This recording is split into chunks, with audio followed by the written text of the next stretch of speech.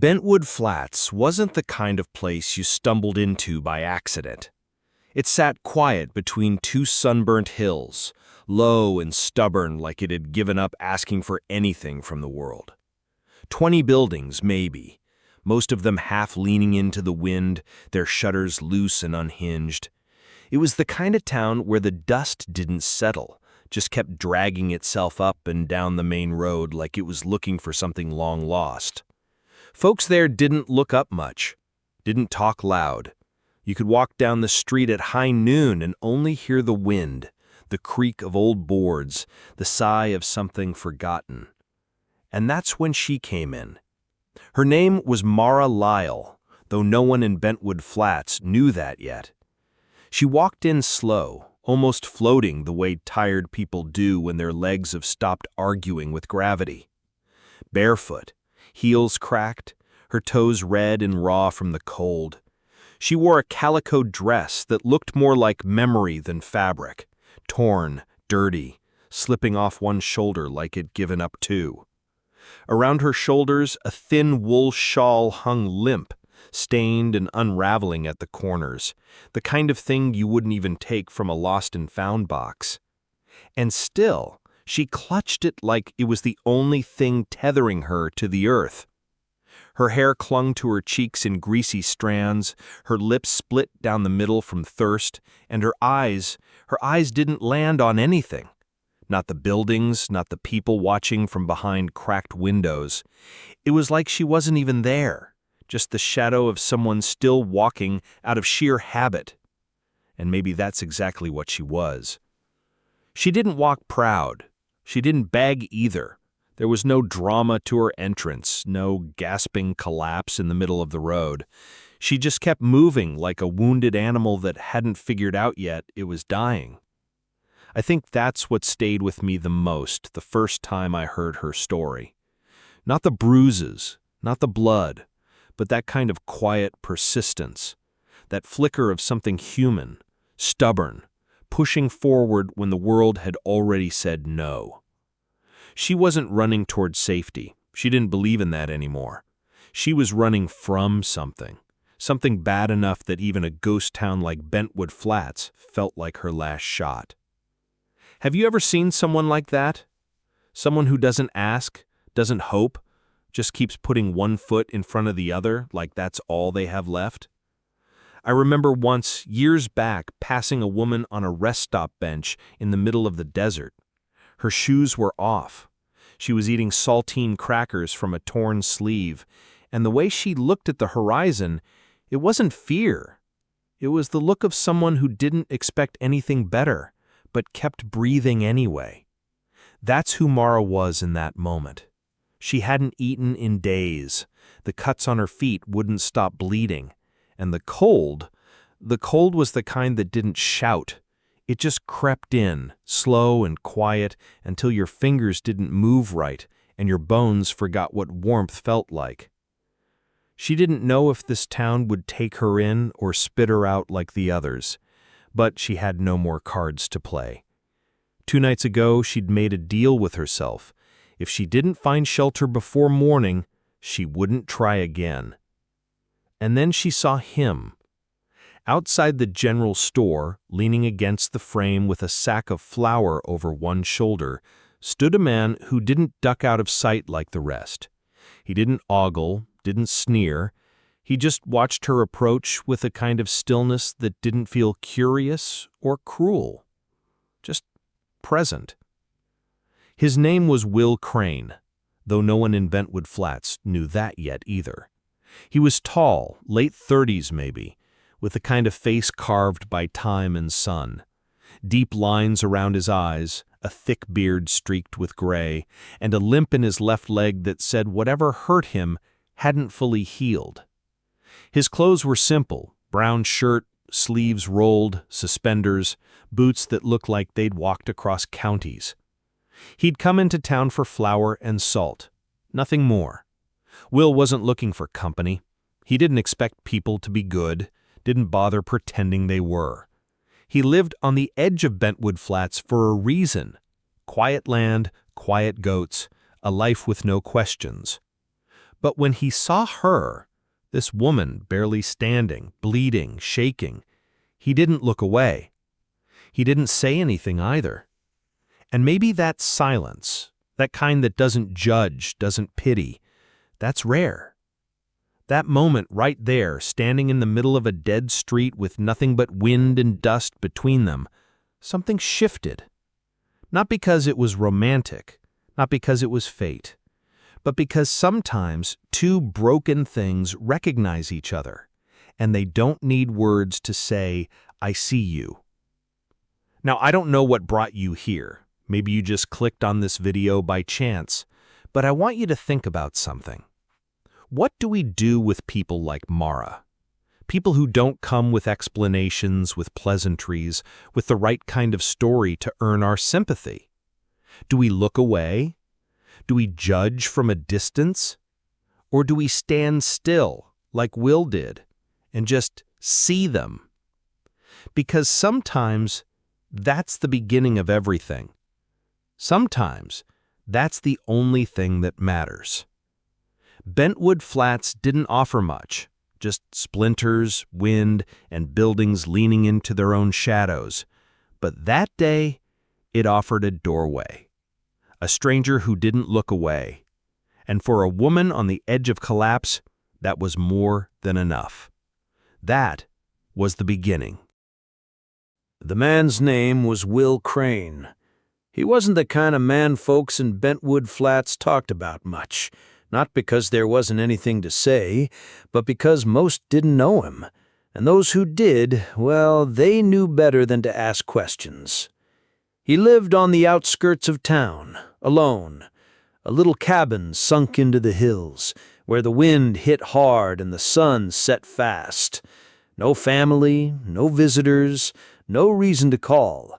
Folks said he'd been a bounty hunter once, maybe a scout in the war before that. You could see it in the way he moved, deliberate, cautious, like someone who never fully stopped listening for trouble. He had a limp in his left leg, the kind that wasn't recent, and a burn scar down his shoulder, the kind that stayed with you through every cold season. But it wasn't the scars that told you who Will was, it was the silence, the kind that filled a room before he even opened his mouth. That day when he saw her, Mara, standing in the road like a ghost draped in torn cloth and exhaustion, he didn't blink, didn't stare, didn't ask where she'd come from or why her hands were shaking. He just watched. And then, without a word, he tied the flour sack to his horse, clicked his tongue, and turned down the trail that led home. She stood there for a second, confused. You could see it in her face. People like her, people on the run, people who've been used up and cast out, they don't expect kindness. Not from strangers, not from men. She didn't trust it. Hell, why would she? Still, her legs moved. She followed. They didn't speak on the ride out. She rode behind him, barely holding onto the saddle, her hands loose, her head low, like the moment she let herself rest would be the moment everything caved in. And Will, he didn't ask. He didn't glance back to make sure she was still upright. He just rode steady, like he'd made up his mind.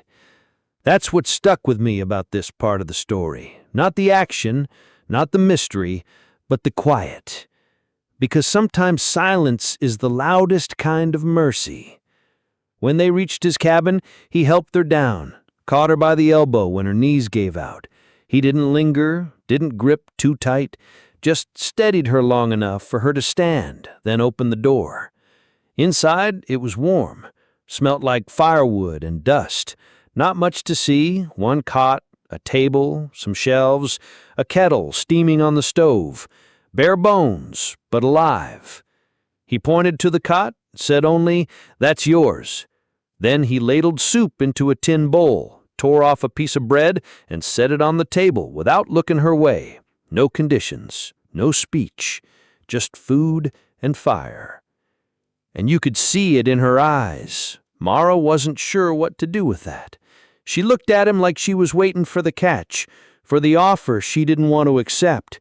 Maybe she thought he'd ask for something in return. Her body, her story, her obedience. That's what life had taught her to expect. But Will never asked. He rolled up his sleeves, went to the basin, and started cleaning his arms.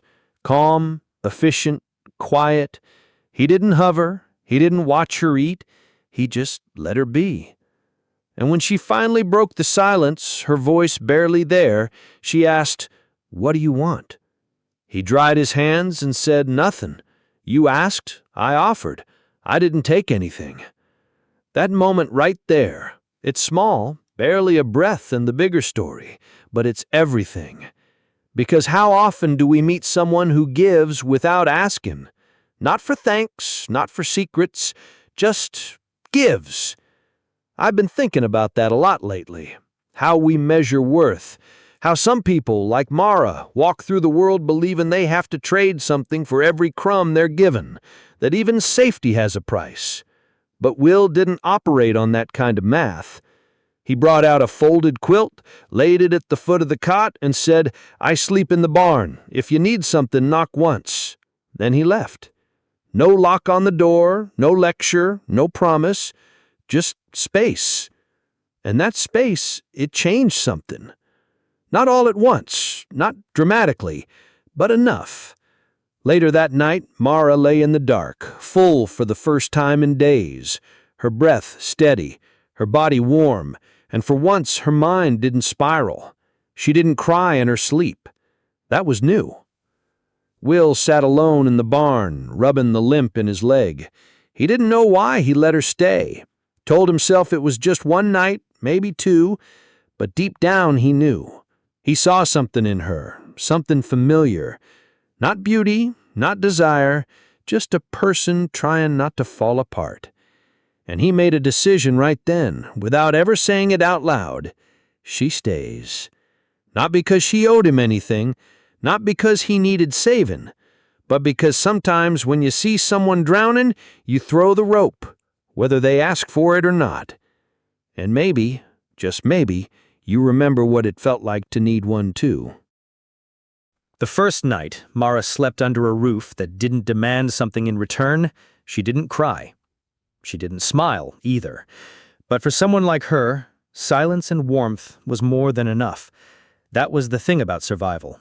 It rewires you, makes you grateful for things most folks take for granted. A place to sit that isn't the ground, a bowl of soup you didn't have to beg for, boots that don't cut your skin. The next morning, the fire in the stove was still warm. She sat up slowly, sore from exhaustion, but not from running. And that in itself was strange. Her body didn't flinch when the floor creaked. Her hands didn't ball into fists at every shift of shadow. The panic hadn't disappeared, it never really does, but it had quieted just enough to let her breathe. Will stepped through the door from the barn, his shoulders stiff, beard still holding the chill from outside. He didn't say much, he never did. Just checked the fire, poured water into the kettle, set out oats and dried apples like it was the most normal thing in the world. And Mara, she didn't understand that kind of normal. She watched him in the quiet, half expecting him to sit down and lay out his terms, ask for her name, her story, what she could give him in exchange for another day under his roof. But all he said was, "Sit." Then he handed her a bowl of oats and walked away. I think it's hard for most people to understand what that kind of silence means to someone who's only ever been spoken to in terms of control, of power. Mara had spent years in rooms where every sentence came with a price, where kindness was just a mask for ownership. But Will's quiet, it didn't ask anything of her. She ate slowly, unsure if the food would turn to dust in her mouth if this was a trick. But the oats were real, warm, solid. And for once, her stomach didn't turn from fear, it settled. "You need shoes," he said. She blinked, looked down at her bandaged feet. "I don't have any." "I know." And without another word, he walked into the back room and returned with a pair of boots, too big, worn, missing laces, but they'd do. She stared at them, then at him. "Why are you helping me?" He didn't answer right away, just poured coffee into 2 mugs and sat across from her. You were half dead when I saw you. Seemed like something I shouldn't walk past. That was it. And maybe that's all it ever needed to be. He didn't press when she gave her name, Mara. He didn't comment on the way her voice caught, like it was unused to saying something honest. He just nodded. Will. Not, nice to meet you. Not, you're safe now. Just his name, offered like a simple fact. After breakfast, she tried to stand. Her legs wobbled, her feet still raw. Will looked up from his coffee, then said, You're not ready to go anywhere. You won't make it to the next hill. She didn't argue. She couldn't. You can stay, he said.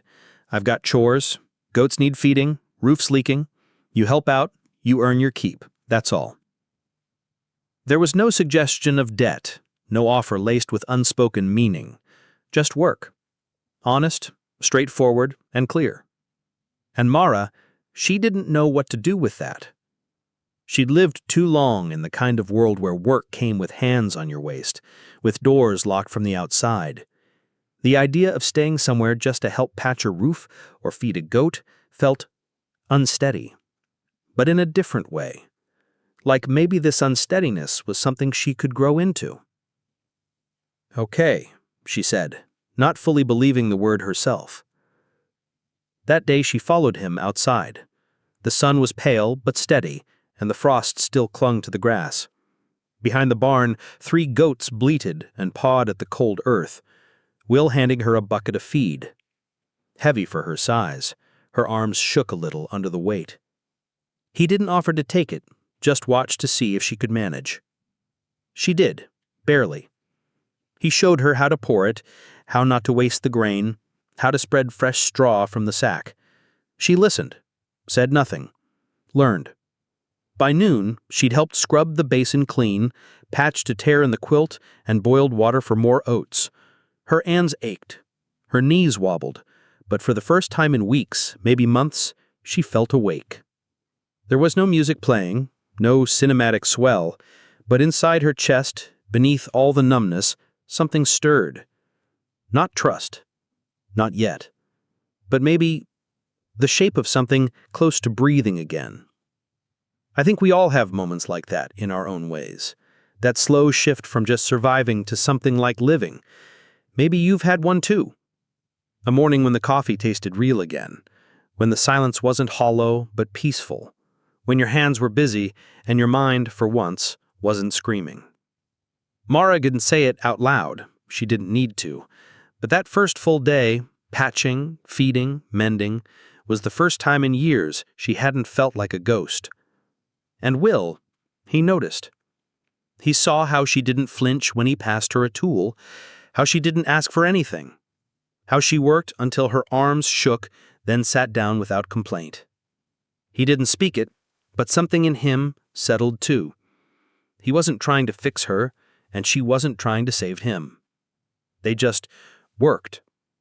2 people moving through the quiet, side by side, no demands, no expectations. Just a slow, cautious rhythm of staying, of doing, and letting the silence mean something new. And in that silence, something began. Not soft, not sudden, but real. There's something quiet that happens between 2 people who've both been broken. Not the kind of broken that gets patched up with kind words and a warm blanket, but the kind that leaves you hollow in places no one can see. The kind that changes your voice, your eyes, your silence.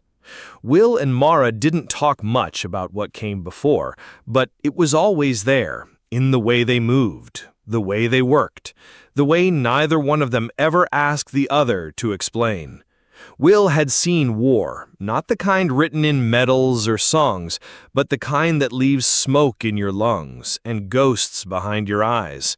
He'd hunted men for a living, tracked them through wilderness and bad towns, seen the worst people can do when they believe no one's watching.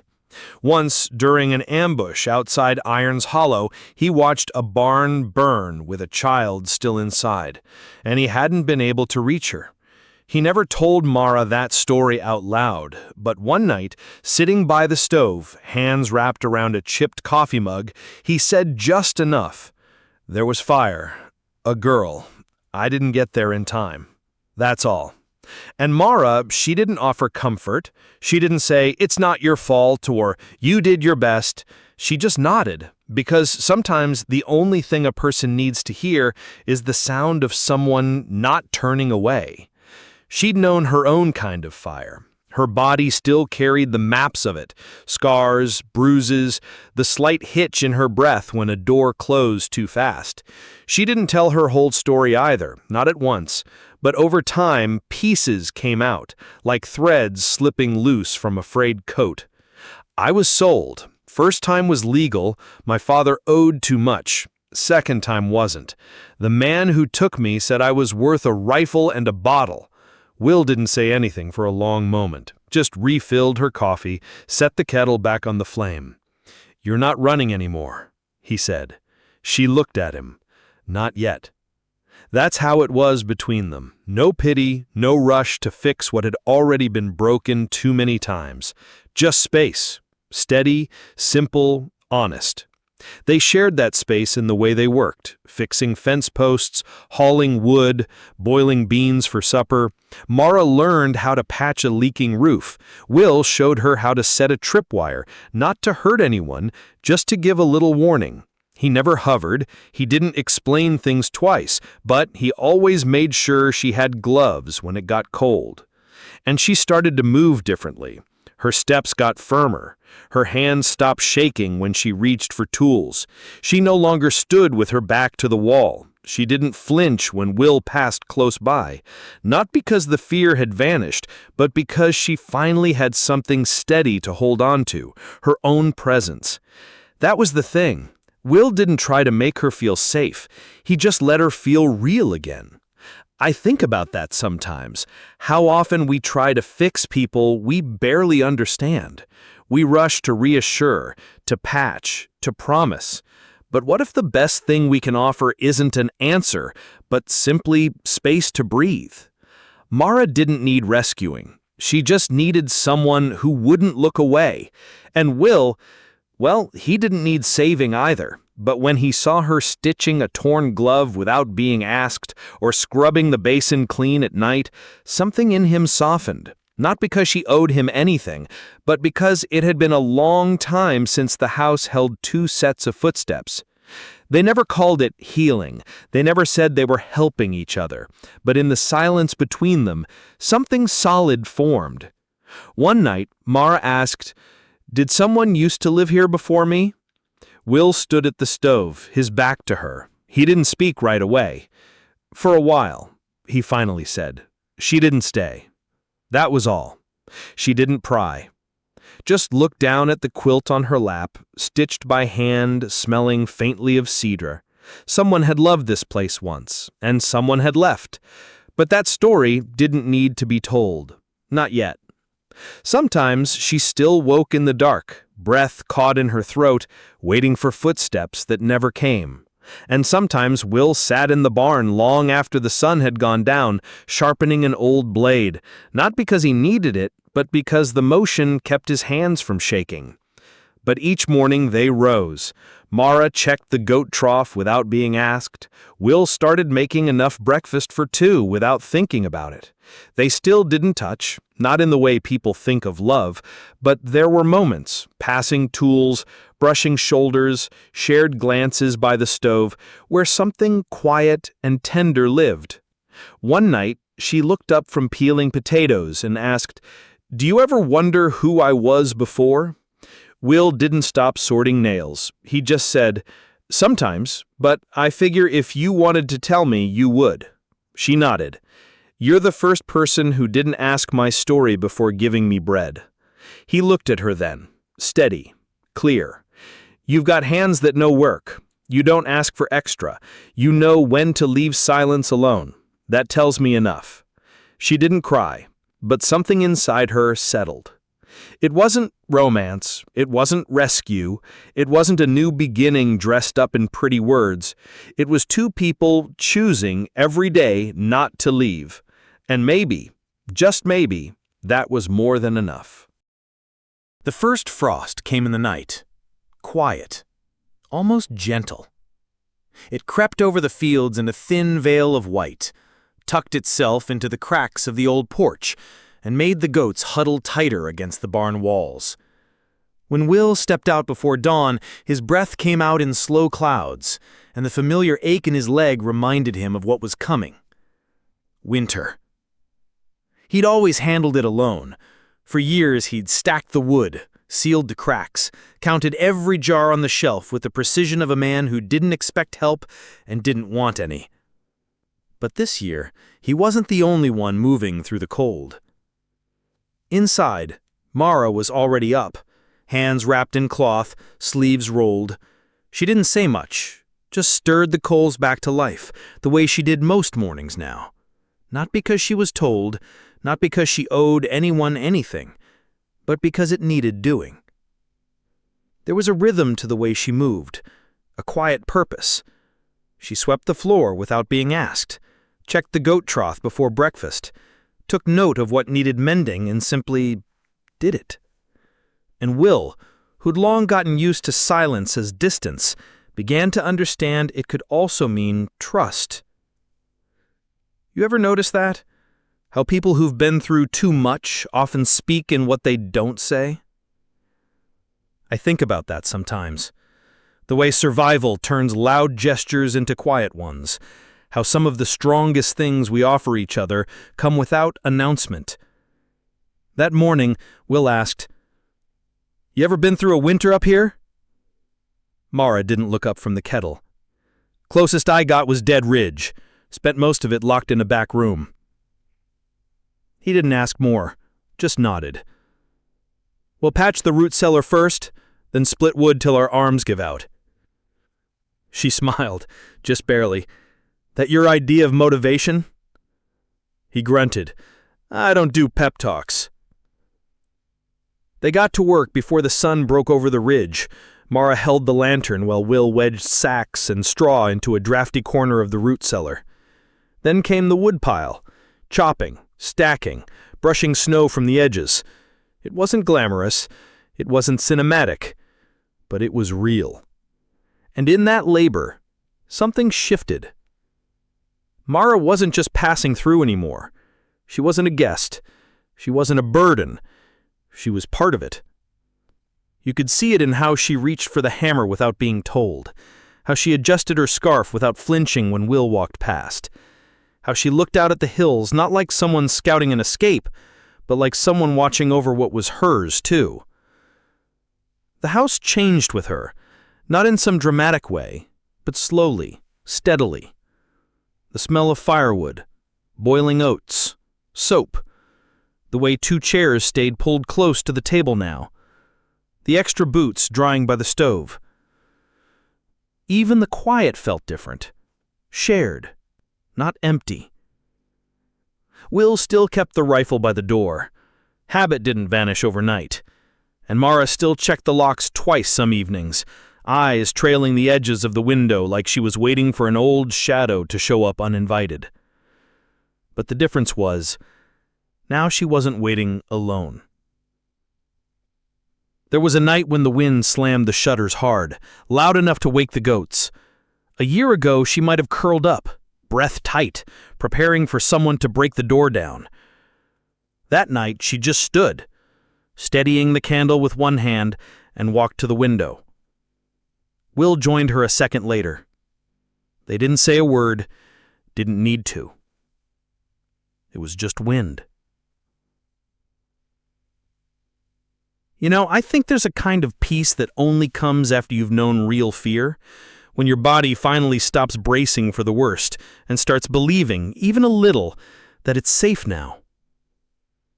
For Mara, that shift was slow, but it came.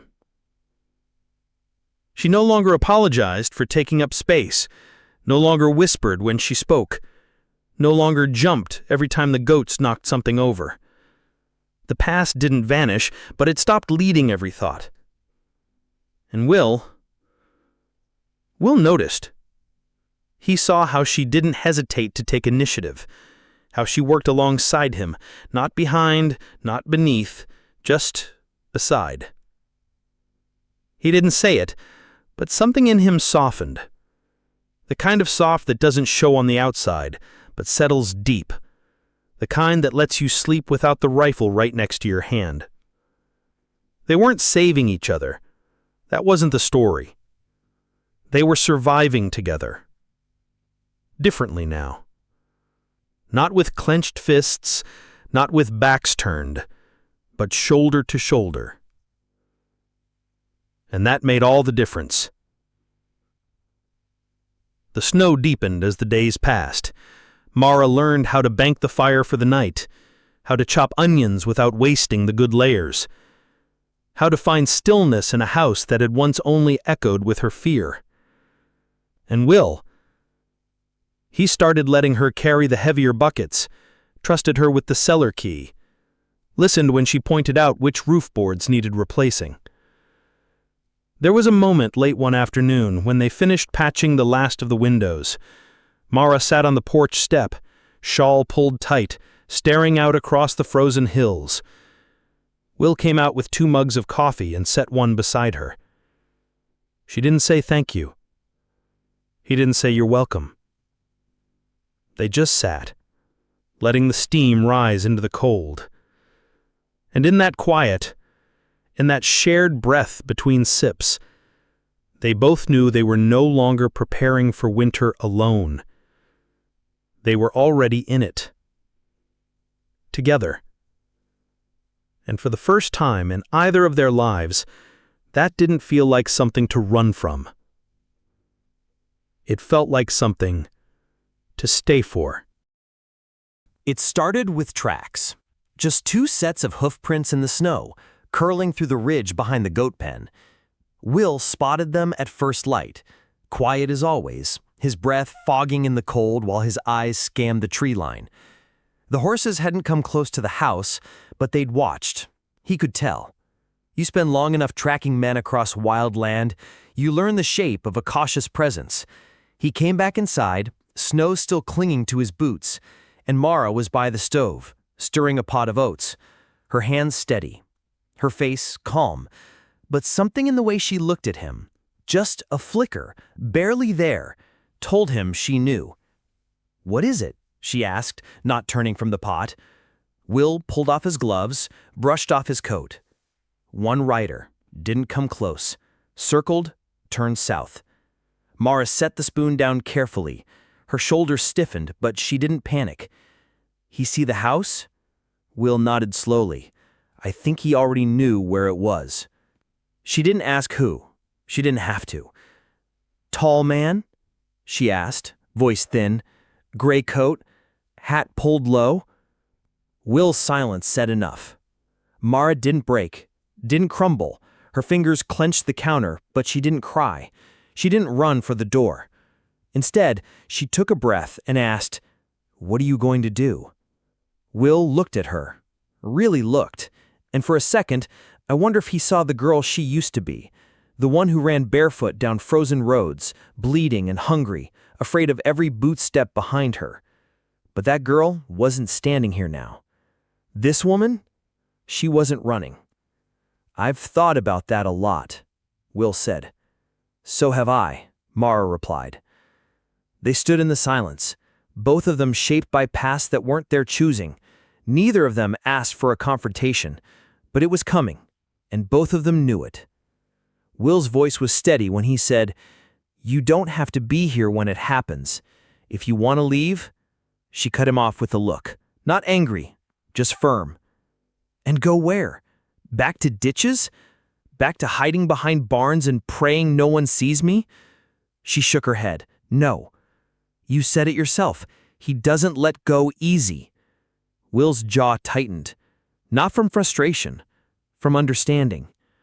And maybe that was the moment it shifted, when they stopped being just 2 people surviving under one roof and became something more solid. Not lovers, not saviors, Just two souls who had finally stopped running. Then we prepare. And they did. That whole day, the house was a quiet hive of motion. Will pulled the rifle from above the door, checked the chamber, cleaned the barrel with methodical care. He didn't wave it around, he didn't dramatize it, just did what needed doing. Mara salted the steps, packed kindling inside, moved jars of food closer to reach. She didn't ask for a gun, didn't ask for reassurance. She didn't need either. "You want me to hide if someone comes?" she asked, lighting the lantern as dusk crept in. Will shook his head. "You don't hide anymore, unless you want to." She nodded. That was enough. They patched the back shutters, set a tripwire with an old bell by the woodshed.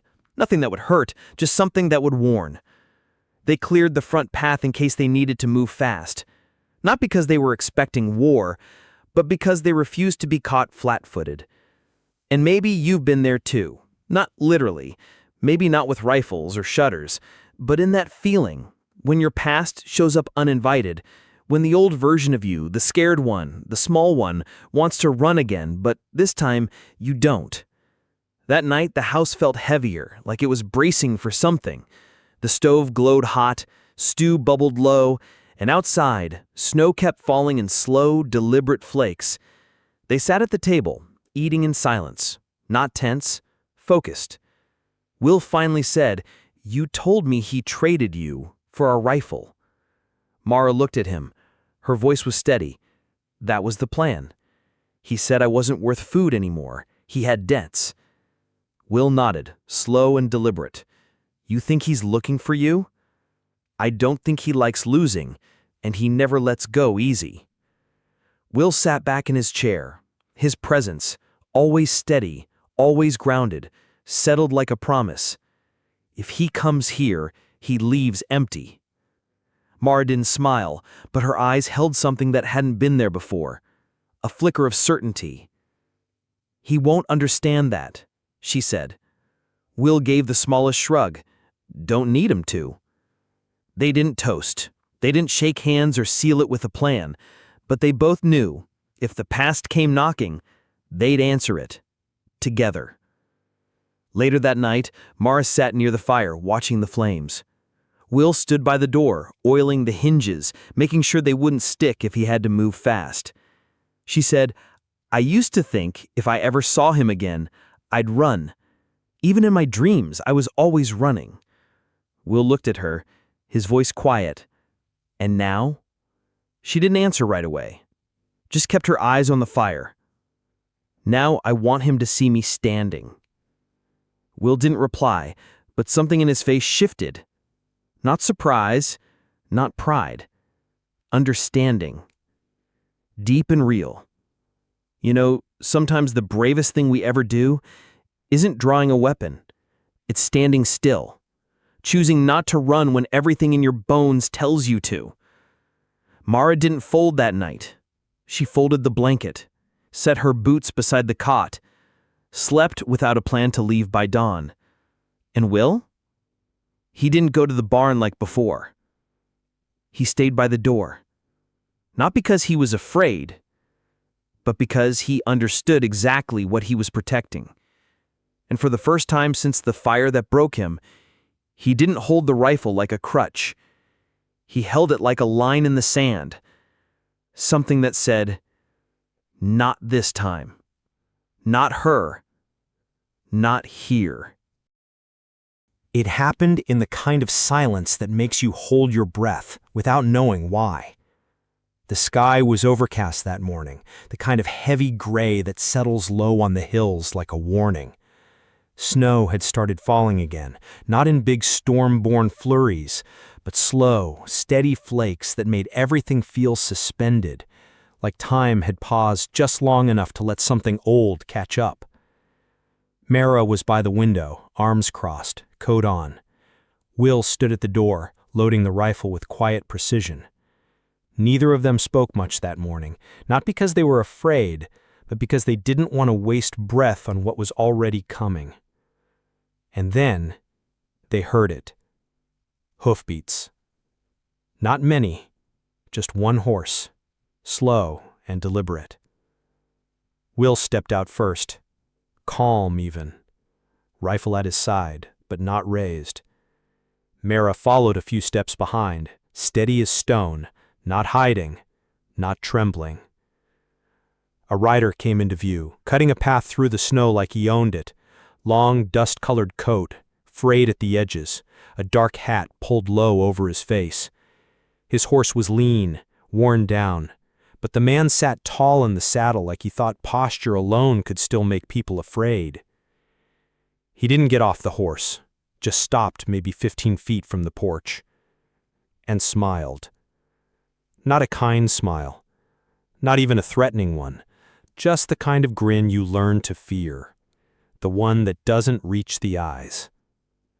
"Well," he said, voice like gravel in the wind, "she's still pretty. Wasn't sure what I'd find." Will didn't move, didn't answer. Mara's voice came from beside him, low but unshaken. "You should leave." The man's grin curled a little tighter. "Ain't how this works, sweetheart. You ran. You took what was mine."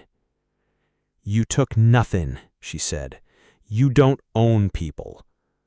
"I got papers," he snapped. "Bought fair, legal." And that's when Will spoke. Calm, even. "You bring a sheriff?" The man ignored him. Will took a step forward. "You bring a marshal? Anyone to enforce those papers?" Still nothing. "I didn't think so," Will said. "Then you don't have a claim. Not here." That broke the grin. He shifted in his saddle, the threat flickering now in his eyes. "You think this ends with talk?" "I think it ends now," Will said. "You turn that horse around.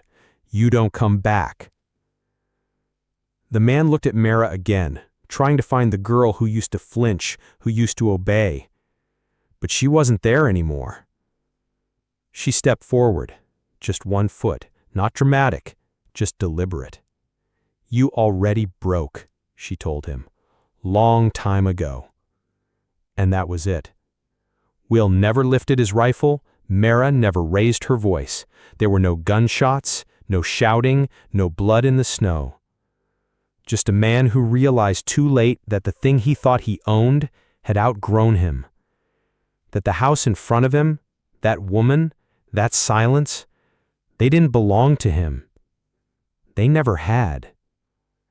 He spat on the ground, tugged the reins, and rode off.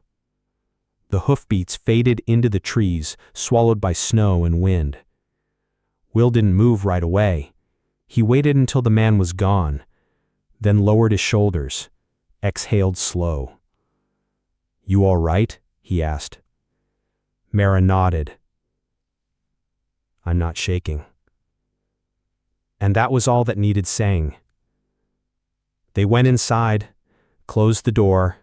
No celebration, no declaration of victory, just the quiet weight of something important settling in. Not relief. Something deeper. Later, as Mara wiped down the dishes and Will sat near the fire oiling the hinge of the door, she spoke softly.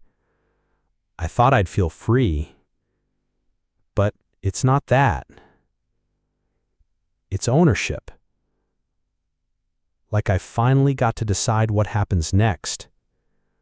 Will nodded, thoughtful. "You did." She looked over. "You didn't shoot him." "I didn't have to." She studied him a moment. "You've really changed."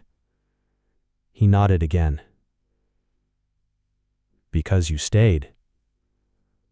There was a long pause after that. Not heavy, just earned.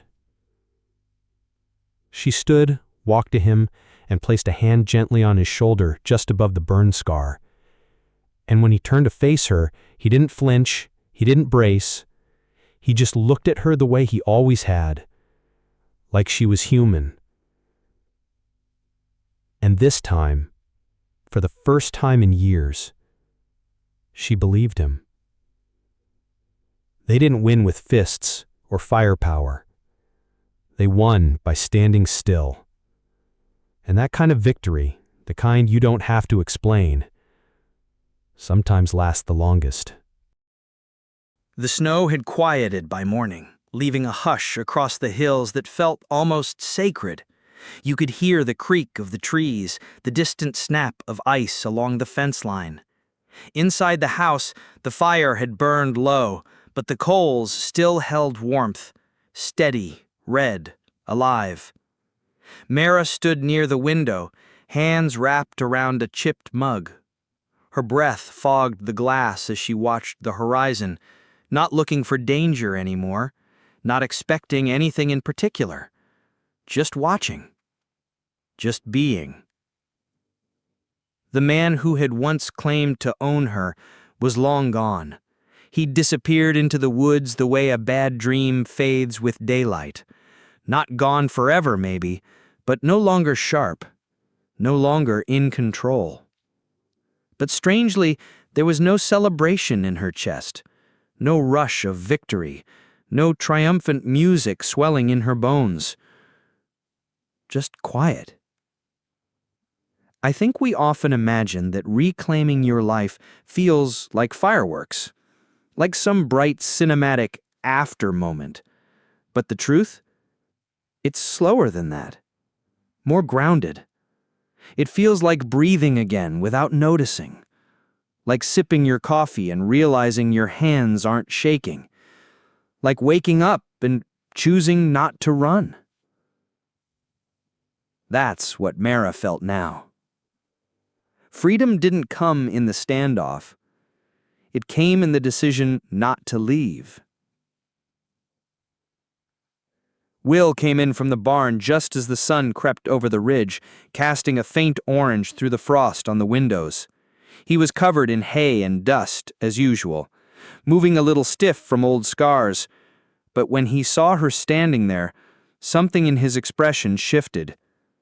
Just a little. He set down the gloves, leaned against the doorframe, and said, "I never asked why you stayed." Mara turned to face him. Her eyes were steady. "You didn't need to."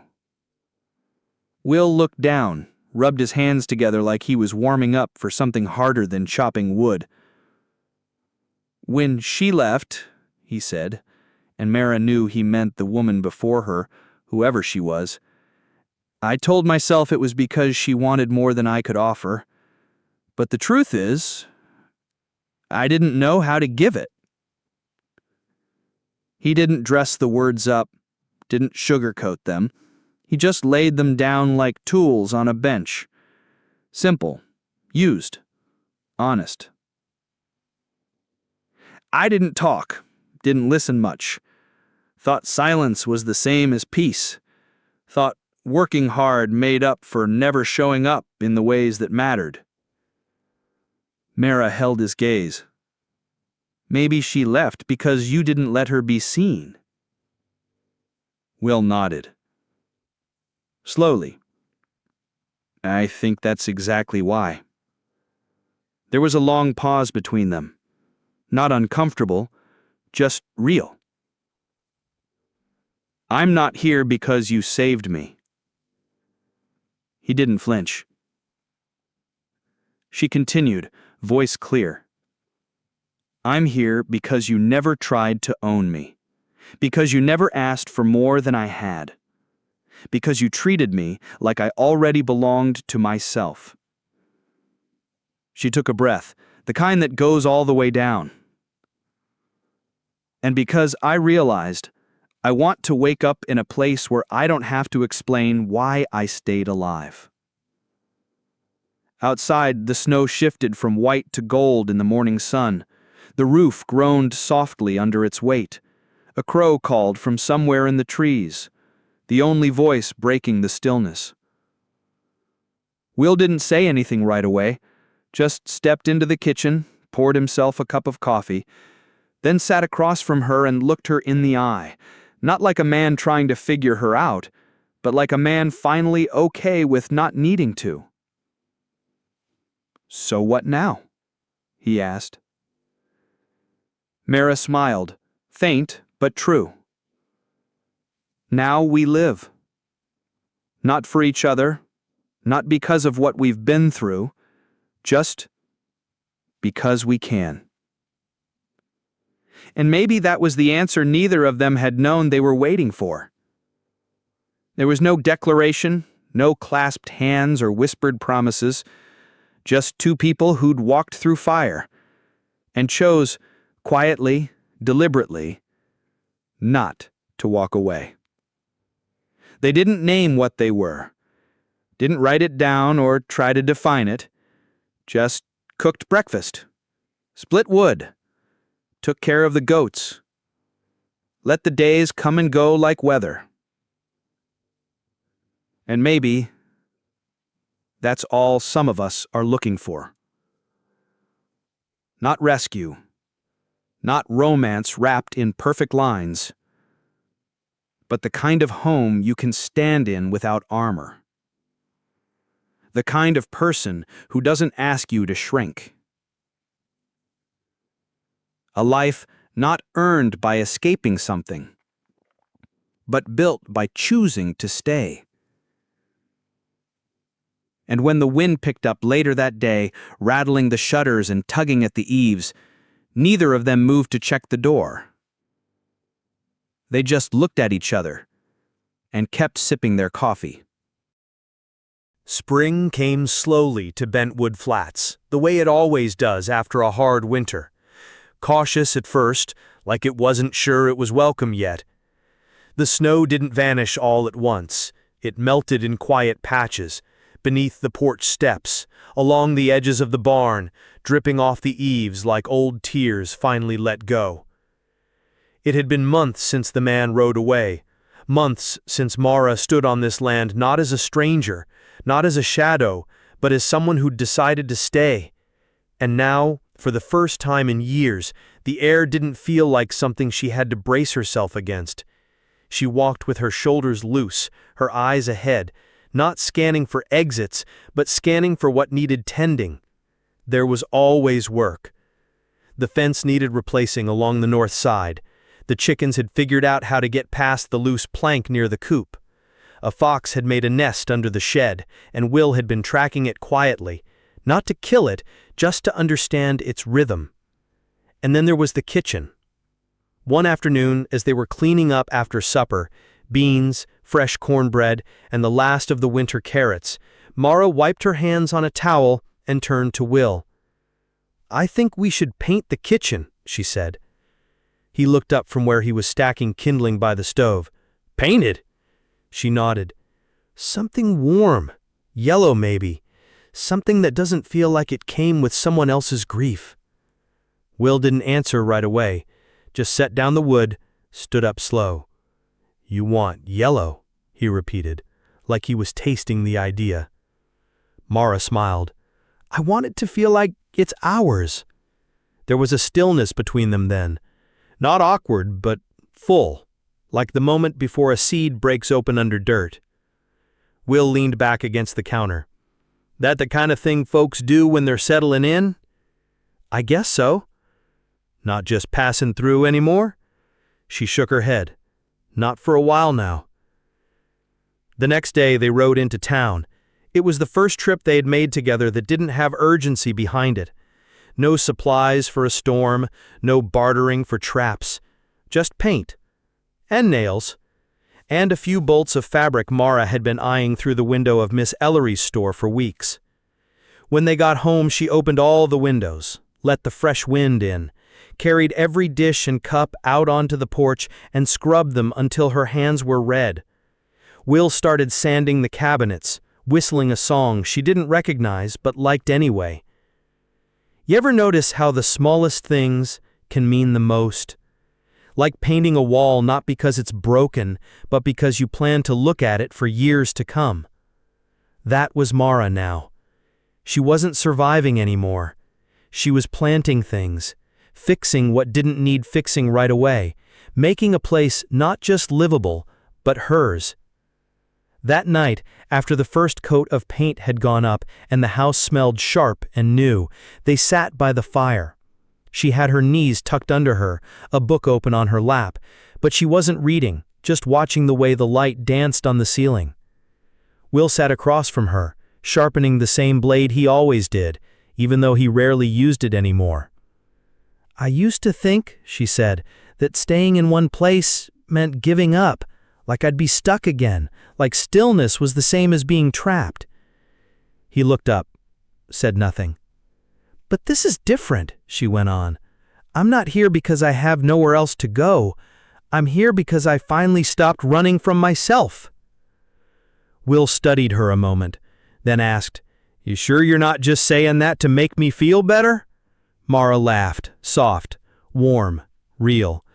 "No, Will, I'm saying it because it's true." He set the blade down, leaned forward, his elbows on his knees. "I ain't never been good at needin' people. Thought if I didn't ask, they couldn't leave. Figured if I didn't want too much, I couldn't be left with less." Mara nodded slowly. "I don't need to be needed. I just want to be wanted." Will's eyes met hers, clear, steady. "You are." And that was it. They didn't kiss, didn't hold hands, just sat across from each other in a room that finally felt like theirs. In the weeks that followed, the fields began to green. The goats had kids, clumsy and loud and full of life.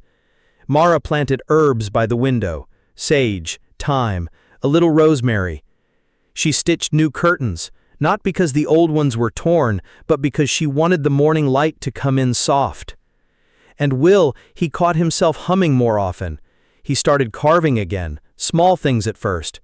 A spoon, a bird, then a figure that looked a little like her, though he never said it out loud.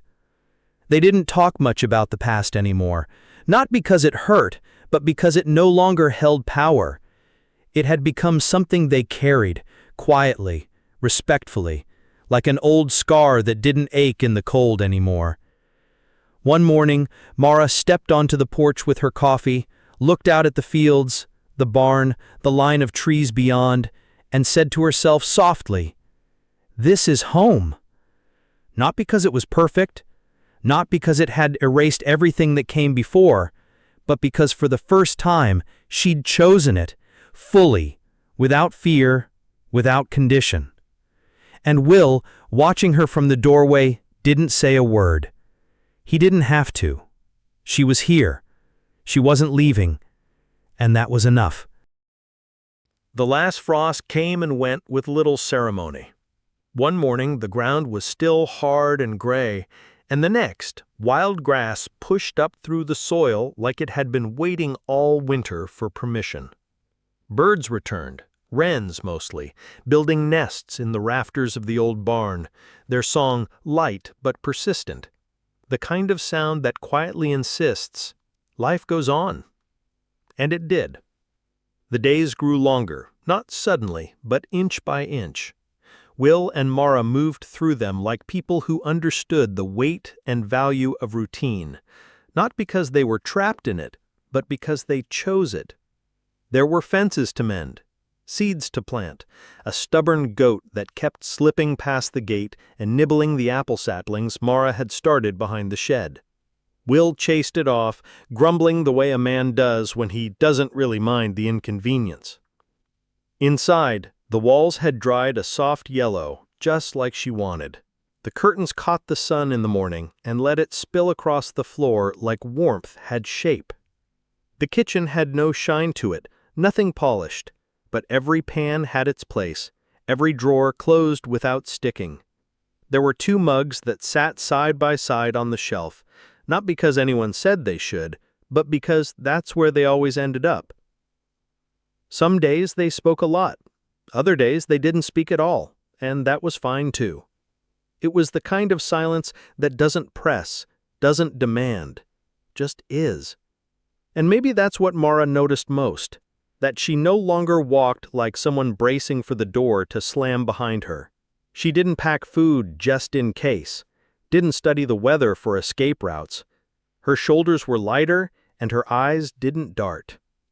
I remember someone once told me that real peace isn't the absence of threat, it's when you stop looking for the next one. I think Mara found that here. One morning, after hauling a sack of feed to the barn, she paused by the fence line. The hills beyond were misty, soft. The sun rising behind them gave everything a golden edge. Will came up beside her, wiping his hands on an old rag. They stood like that for a while, not talking. And then she said it. "This is what I want." Not loud, not as a declaration, just as a fact.